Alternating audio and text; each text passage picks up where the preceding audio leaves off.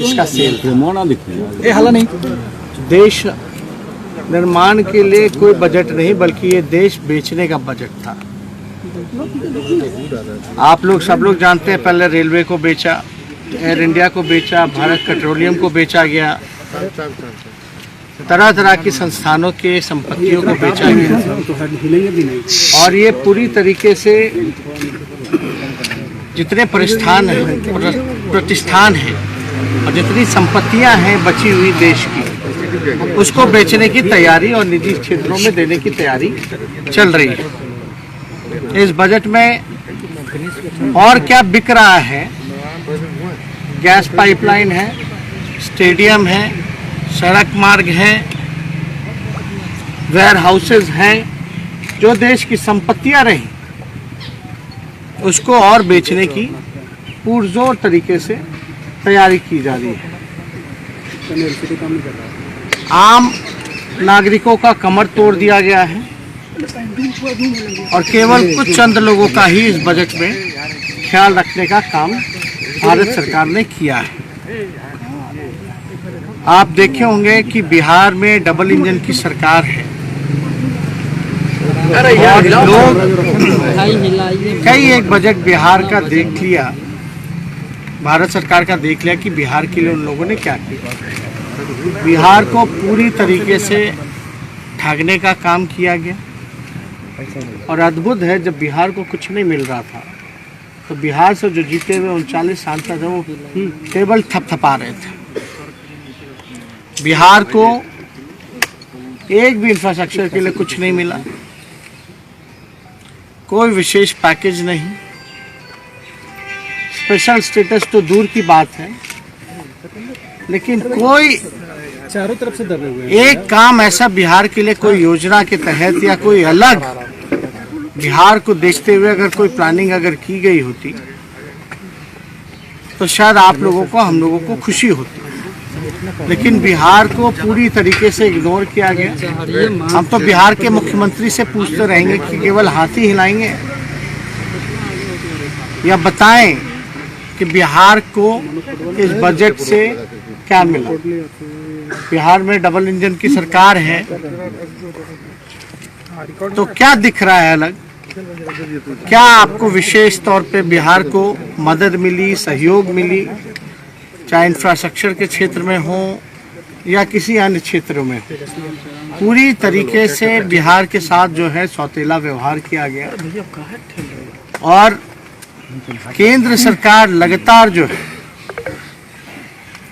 ये कहती रही है कि 2022 तक जो है किसानों का आय दोगुना करेंगे, लेकिन 2020 में ही भिखारी बनाने की तैयारी केंद्र सरकार ने कृषि बिल के माध्यम से कर दिया। बिहार की क्या दयनीय स्थिति है ये आप सब लोगों को पता है। धान के खरीद को लेकर के या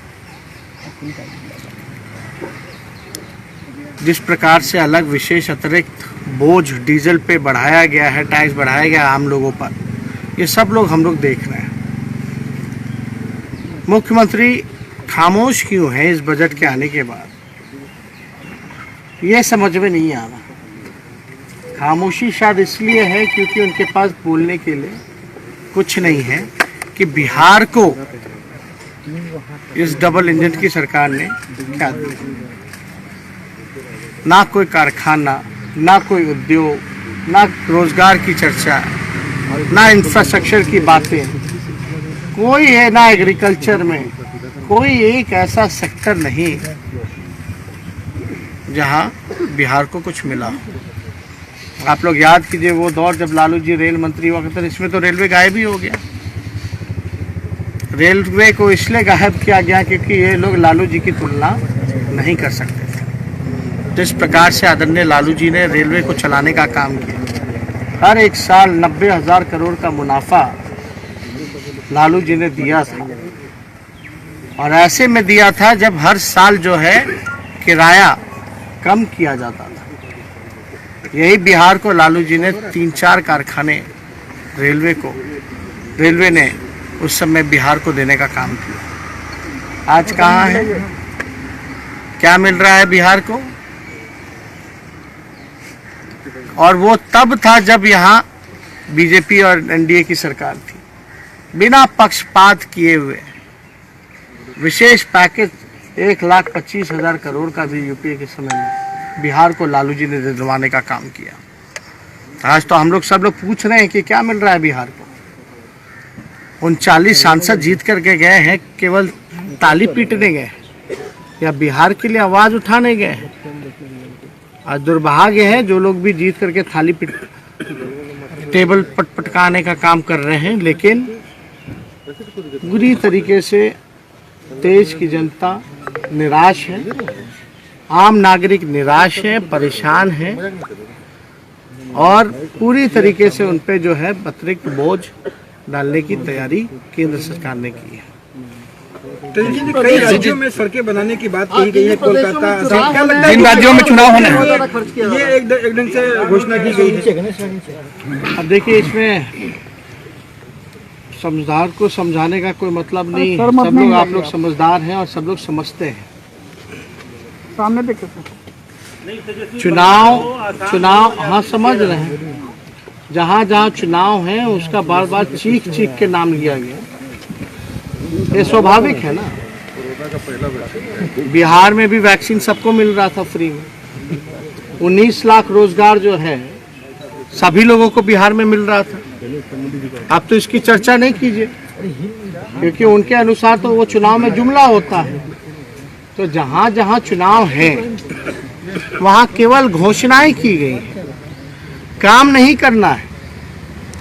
अपना काम बनता, बाहर में जाए जनता, यही बीजेपी और एनडीए सरकार का काम है। यहाँ भी लोगों को ठगा गया।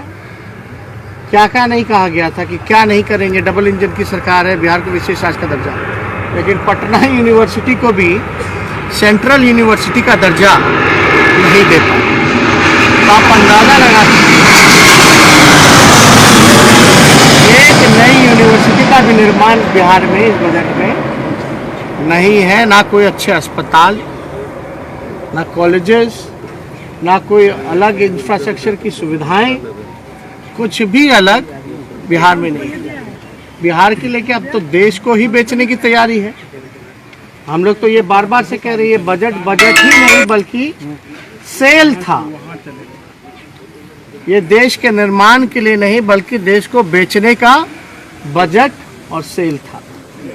और ये आप सब लोगों ने देखा होगा।